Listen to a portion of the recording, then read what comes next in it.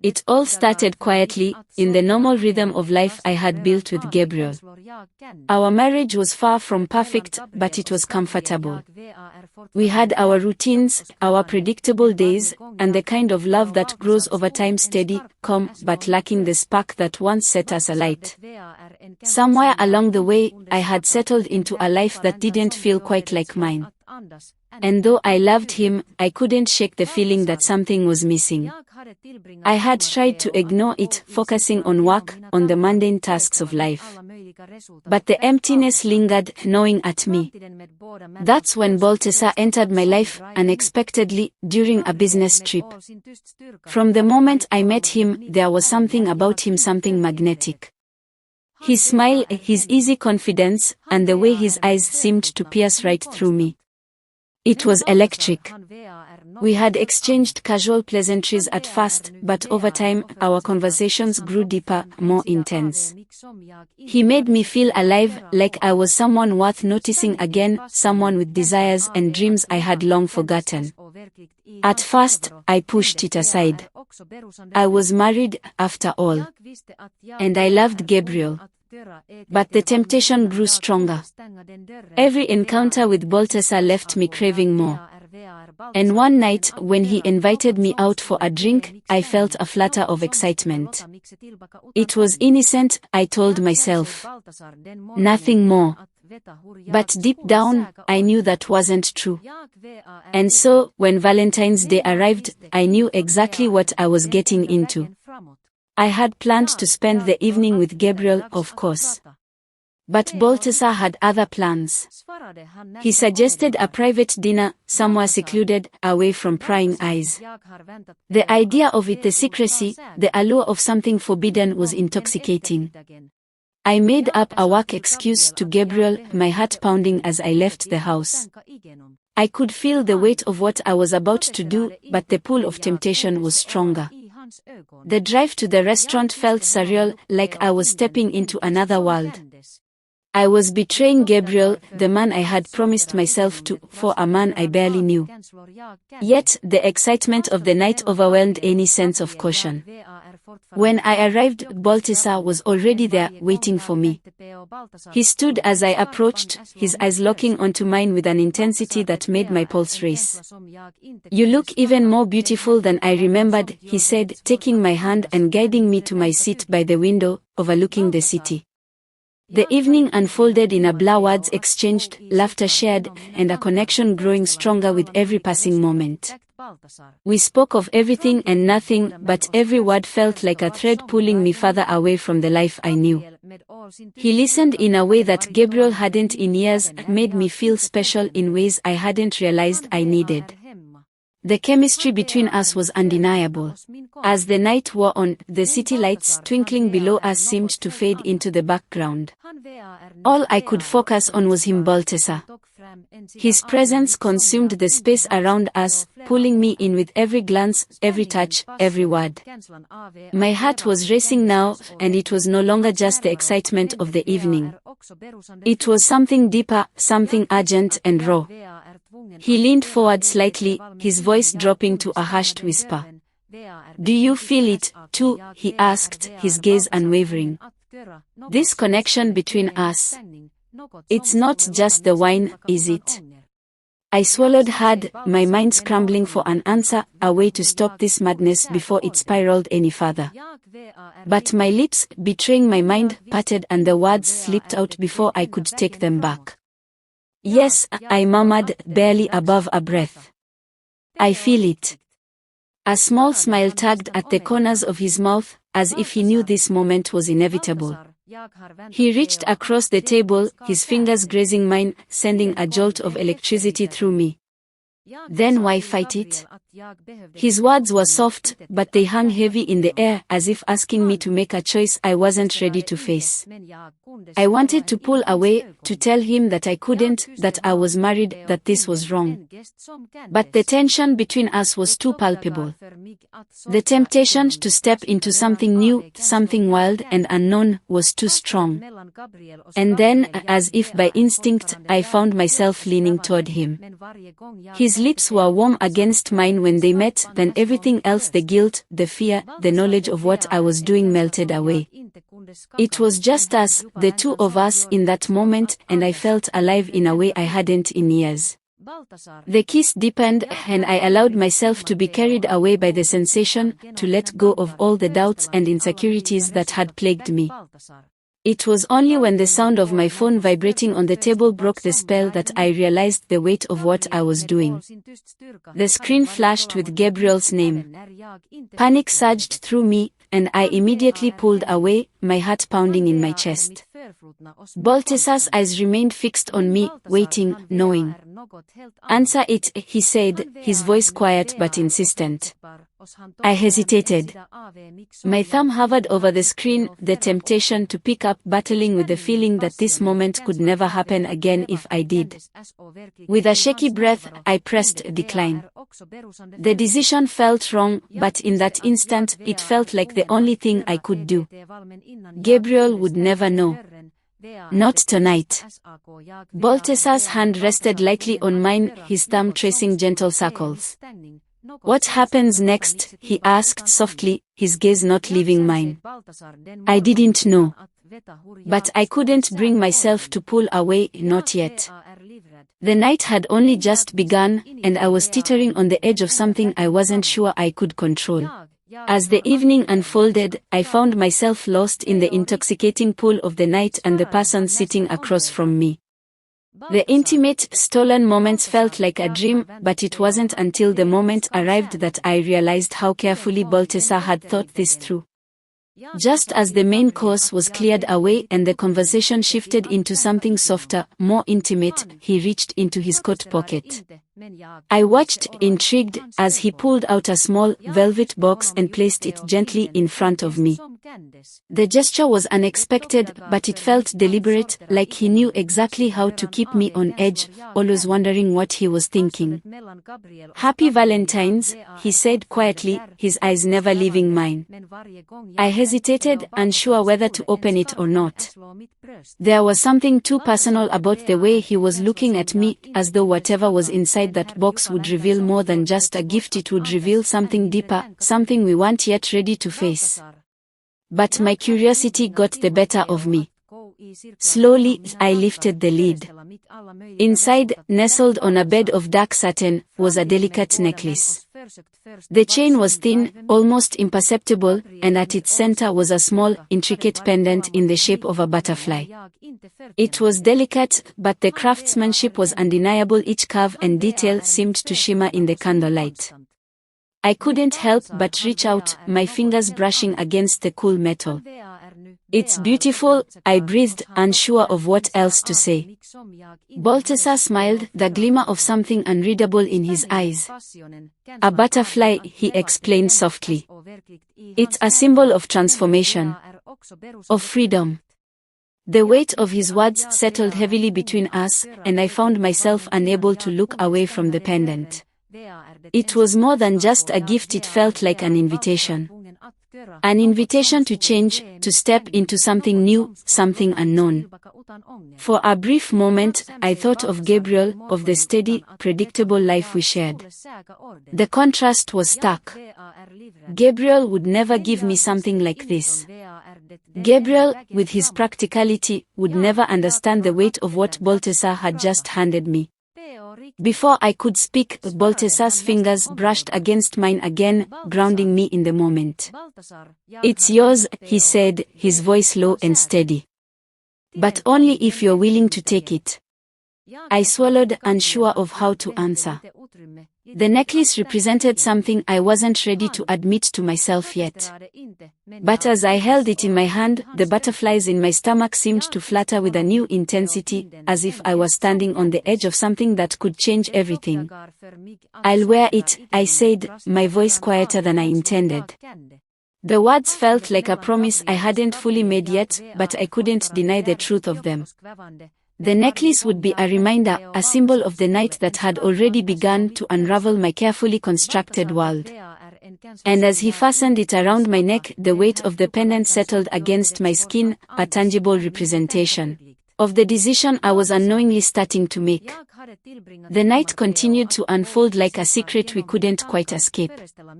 Every glance, every touch, every word we exchanged felt heavier with meaning, and I could no longer tell if it was the wine, the excitement, or something deeper that made my heart beat faster in anticipation of what would come next. I was tethered to this moment with Balthasar, and yet I couldn't deny how far away I felt from everything I knew.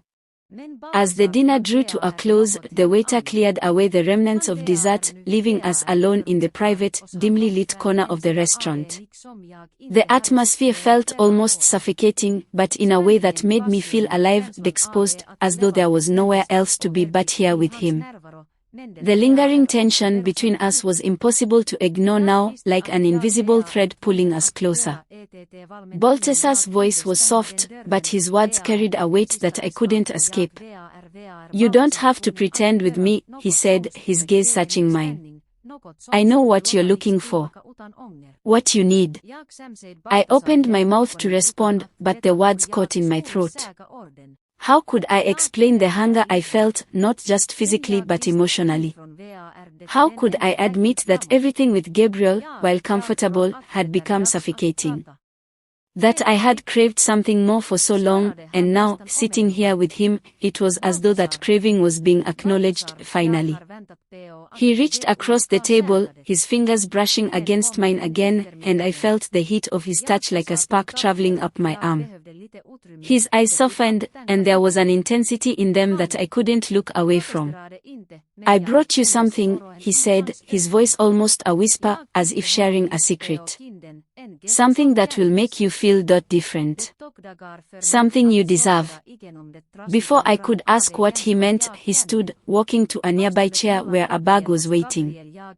He returned to me, setting it gently on the table in front of me. My heart skipped a beat. "Open it," he urged, and I obeyed, the anticipation rising in my chest. Inside the bag were carefully folded clothes, an elegant, simple pair of tailored pants, a deep, midnight blue. They looked soft, luxurious in a way that made me pause.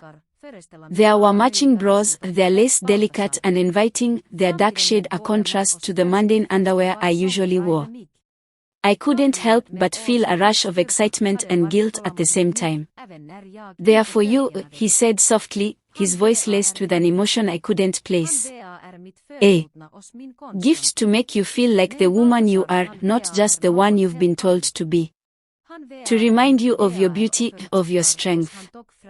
I looked down at the items in front of me, the weight of them sinking in. They were more than just clothes, they were an invitation, a way of telling me that I was allowed to step into something new. Something different. Something bold. But it was also a reminder of everything I was leaving behind, the comfort, the predictability. Could I embrace this? Could I step into this unknown with him, into a future so different from the life I had known? His words echoed in my mind as I tried to process the weight of it all, the complexity of emotions running through me. This night had changed so much for me, opened up a new world that I wasn't sure I was ready for, yet couldn't deny I was curious about.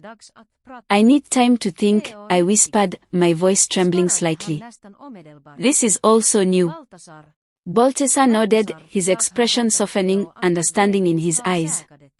"I know. Take all the time you need. Just know that I'm here. And whatever you decide, I'll be right here with you." As the night grew quieter, I allowed myself to drift into sleep, but my thoughts were still swirling. He had opened a door I hadn't known was there, and now I had to decide whether to walk through it.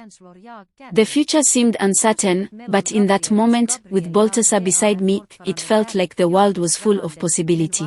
The next morning, I woke up later than I had intended, the warmth of the sheets clinging to me as I stretched and rubbed my eyes. The room was bathed in soft light, the kind that only came after the first few hours of morning had passed. For a moment, I just laid there, letting the quiet of the day settle over me, and then I remembered Valentine's Day. I turned my head, expecting to see Balthasar beside me, but the space next to me was empty. A pang of disappointment hit me briefly, but then I noticed something on the table. A letter, folded neatly, with my name written in his familiar handwriting. My heart skipped a beat as I reached for it, the paper crinkling slightly in my hands as I unfolded it. I had to leave early this morning to return to work. Things have been chaotic, and they need me back sooner than I thought. I know this wasn't the way I imagined our morning, but I want you to know that this doesn't change anything. I'll be back to see you in a week. I hope you know how much you mean to me. Take care, and I'll be thinking of you until I return. Yours, Balthasar. I held the letter in my hands for a long moment, the words sinking in. He had left without waking me, without saying goodbye in person, but I understood. His responsibilities pulled him away. Yet, the emptiness that lingered from his absence was hard to ignore. A week without him felt like a lifetime. I could only hope the time apart would give me clarity on everything that had changed in the past few days. I spent the rest of the morning gathering my things, the weight of the letter still heavy in my pocket as I got dressed and made my way home. The familiar route felt oddly distant, as though I were leaving behind something I hadn't fully processed yet. When I arrived home, I was greeted by the usual quiet. My husband wasn't home when I walked in, but I knew he would be soon. It didn't take long before I heard the sound of his car pulling into the driveway, the door opening, and his footsteps inside. I froze for a moment, my heart pounding, suddenly aware of the lie I had to tell. He walked into the room, his eyes immediately searching for me. There was a quiet tension in the air, a kind of expectation that I hadn't been able to shake off all morning. "Where were you?" he asked, his tone casual but laced with a hint of suspicion. For a second, my mind raced. I thought about Balthasar, about the night we'd shared, about everything I had felt in the quiet intimacy of his presence. But that life felt so far away now, like something that belonged to another world, one I wasn't ready to step into yet. I forced a smile, trying to keep my voice steady. I went for a walk, needed some time to clear my head. It was a bit of a long one.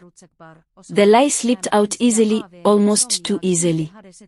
My husband didn't seem to suspect anything, nodding in understanding, and I felt a strange wave of guilt wash over me. "Well, I'm glad you had the time for yourself," he said, setting his briefcase down on the counter. "I've got a meeting in an hour, but we should catch up later." "Yeah," I murmured, trying to act normal. "We can do that." As I watched him move about the house, preparing for his meeting, I couldn't shake the gnawing feeling in the pit of my stomach. I had lied, and it felt like a betrayal, even though the truth was something I couldn't share yet.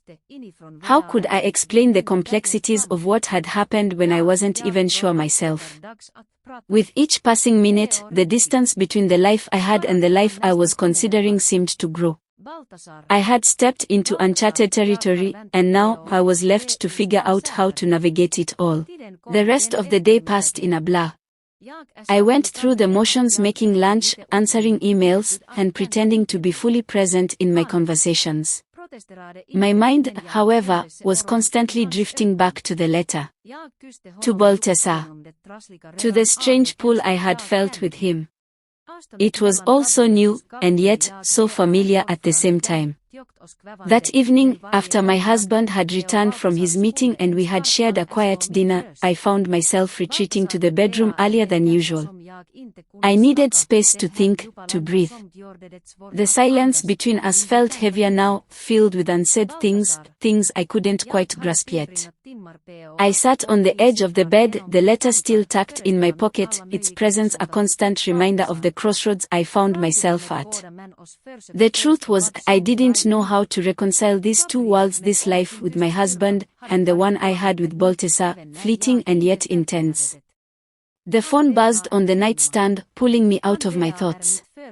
I reached for it, expecting to see a message from my husband or perhaps a work notification. But when I saw the name flashing across the screen, my heart skipped a beat. Balthasar. I hesitated for a moment, then unlocked the screen. His message was brief, but my breath caught as I read it. I miss you. I'll be back before you know it, but it doesn't feel right without you here. I hope you're doing okay. The words stirred something inside me. I miss you. It was strange, this feeling of longing that had begun to take root even after such a short time apart. But I couldn't indulge in these emotions, not yet, not with so much unresolved. I swallowed hard and began typing a response. I miss you too. I'm doing all right, just trying to sort through things. I'll be okay. Don't worry about me. I stared at the message for a long moment before hitting send, my thumb hovering over the screen.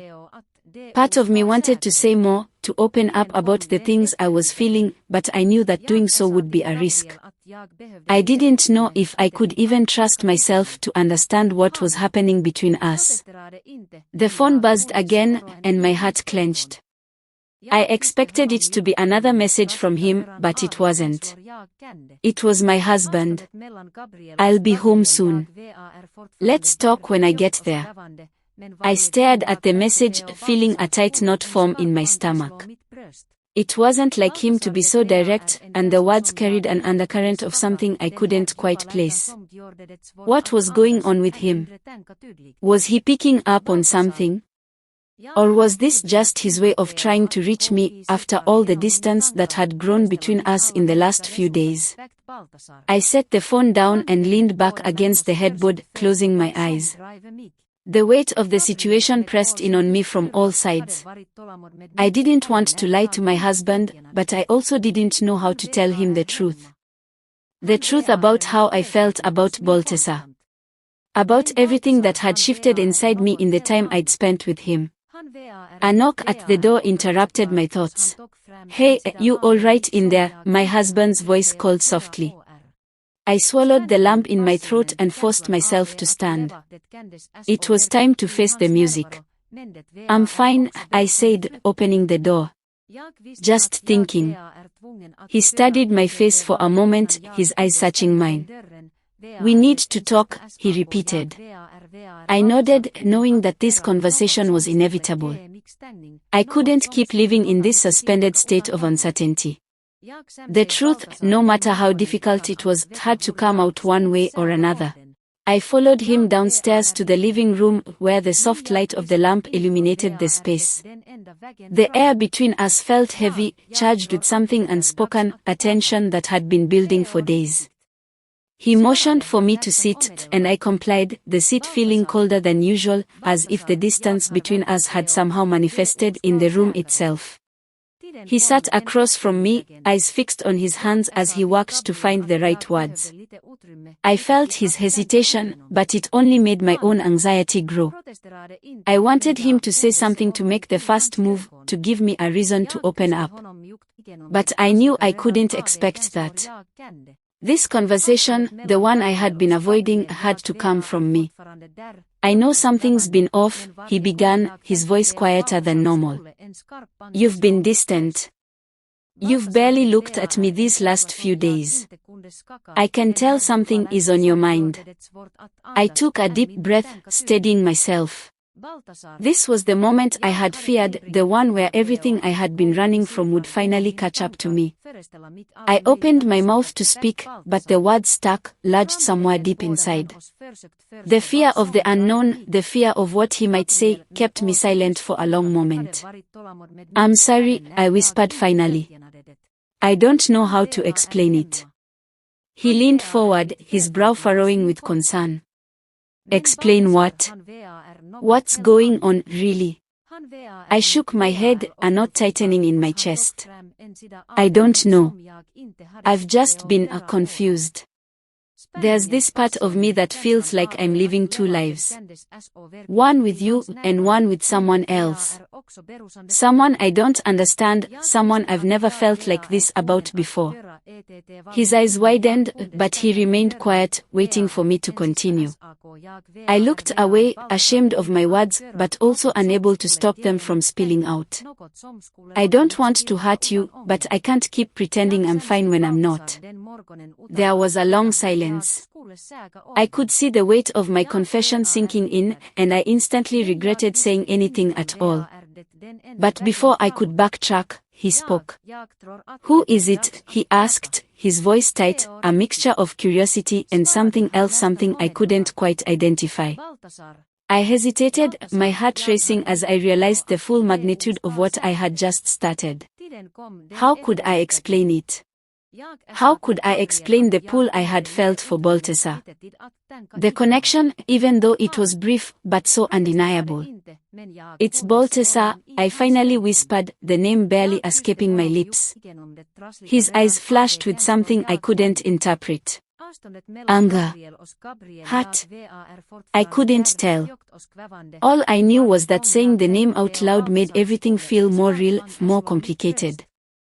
"Baltasar," he repeated, as if testing the name in his mouth. "And what exactly do you feel for him?" I swallowed hard, trying to form the right words. "I don't know," I said. "I don't know what it is, but when I'm with him, it's like everything else falls away. Like I'm seen. Like I'm understood." My husband's face remained impassive, but I could see the tension in his jaw, his hands clenched into fists on his knees.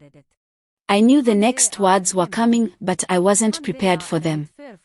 "Is this about me, or is it about him?" he asked, his voice a low murmur that made my heart ache. I took a long breath, unsure of what the answer was. "It's about me," I said quietly, realizing the truth. "I don't know who I am anymore. I'm caught between two worlds and I don't know how to make sense of either one." The words hung in the air, heavy and thick. My husband stayed still, processing what I had said. I could see the hurt, the disappointment in his eyes, and it gutted me in a way I hadn't expected. Finally, he stood up, pacing in front of me. His voice was steady but filled with an edge I hadn't heard before. "I never thought I'd be sitting here, hearing you tell me that you're in love with someone else. But I guess I was blind to everything." I flinched, the words hitting me like a physical blow. "I'm not in love with him," I said quickly, but the hesitation in my voice betrayed me.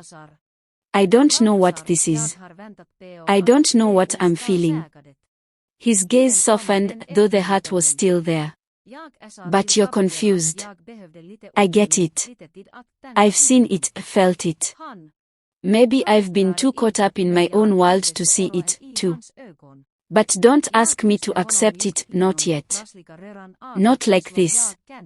I closed my eyes, tears prickling at the back of my eyes. "I'm sorry," I whispered again, this time more sincerely. "I never meant for this to happen." He took a step closer, his voice quiet but firm. "I don't know what happens next. But I think we both need space to figure things out." His eyes locked with mine, searching, before he exhaled sharply. "I need you to figure out what it is you truly want. And I need time." I nodded, unable to speak, my throat tight. The silence between us was suffocating, but I knew he was right. There was no turning back now. I had to figure out what it meant to be in love with two people, to be torn between the past and the unknown future. As he walked away, leaving me alone in the quiet of the room, I felt the weight of my own choices pressing down on me. It took days for me to sort through the tangled mess of emotions I was feeling. The distance between Gabriel and me was still there, thick and suffocating, but every time I thought about Balthasar, a sharp pang would hit my chest. It was a feeling I couldn't shake, this deep yearning that made it hard to breathe, let alone think clearly. I had spent hours walking in circles through my thoughts, imagining every possible outcome, weighing the futures with both men, trying to understand what was driving me. Gabriel, with all his quiet strength, had been patient with me, even when I didn't deserve it. He was home. He was my past and my constant. But Balthasar, he was something else entirely. He was new, unpredictable, and he brought out a side of me that I hadn't seen in years. The excitement, the passion, the sense of being alive, it felt so real in his presence, but it was also intoxicatingly fleeting. I knew I had to make a choice. But before I could close that door, there was one last thing I had to do, something that would bring me closure, something that would let me look back without regret. I texted Balthasar that morning, not knowing how I would say the words. I was terrified. But I knew, deep down, it was the only way forward. I think it's time we talk. For real. He replied almost immediately. Balthasar, I've been waiting for you to say that. The time came that afternoon. I told Gabriel that I needed some space, a little time to think things through. He didn't protest, but I could see the worry in his eyes. I kissed him softly on the cheek, a gesture that felt like goodbye but wasn't yet. I made my way to the hotel where Balthasar was waiting, my heart heavy with the weight of the decision I was about to make. When I walked into the lobby, I saw him leaning against the bar, his eyes catching mine the moment I entered. There was no pretending here. No denying the connection we shared. He stood and walked toward me, his presence filling the room just like it always did. I wasn't sure you'd come, he said softly, his voice low and familiar. I gave him a faint smile, swallowing the lump in my throat. I needed to. For both of us. We didn't speak much after that. We moved to the room, and as soon as the door closed behind us, there was no more space for words. It was as if the air thickened, and we were left with nothing but our unspoken understanding. The time for explanations had passed. We spent the night together, not with the hope of forever, but with the understanding that we were both searching for something that was slipping through our fingers. We held on to each other tightly, as if to make up for all the time we had lost, as if somehow, in those moments, we could erase the inevitable truth that tomorrow, I would have to leave him behind. It was intense, passionate, and all-consuming, just like everything between us had been. But with every touch, every kiss, something inside me kept whispering that this wasn't my future. This wasn't what would make me whole. The morning light filtered through the curtains, and I knew it was time. I pulled away from him, looking into his eyes for one last moment. There was no anger in his gaze, just understanding, as if he already knew. I'm sorry, I said, my voice breaking. But this isn't right. I have to go back. He didn't fight me.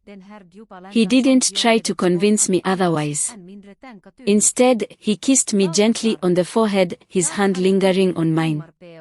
I know, he said, his voice steady but raw. I knew this would end. But you'll always have a part of me. I left that hotel room with a heavy heart but a clearer mind. I had made my decision. It wasn't easy, and it wasn't without regret, but I knew what I had to do. When I got home, I found Gabriel waiting for me, his face a mixture of relief and anxiety. Without saying anything, I walked over to him, my hands trembling as I reached for his. And in that moment, I realized that while I may have left a part of myself behind with Balthasar, the rest of me still belonged with Gabriel. It wasn't perfect. It wasn't going to be easy. But it was where I wanted to be. I'm here, I whispered, as if that was enough to make everything right again. Gabriel squeezed my hand, his eyes searching mine, trying to read the emotions I had carried back with me.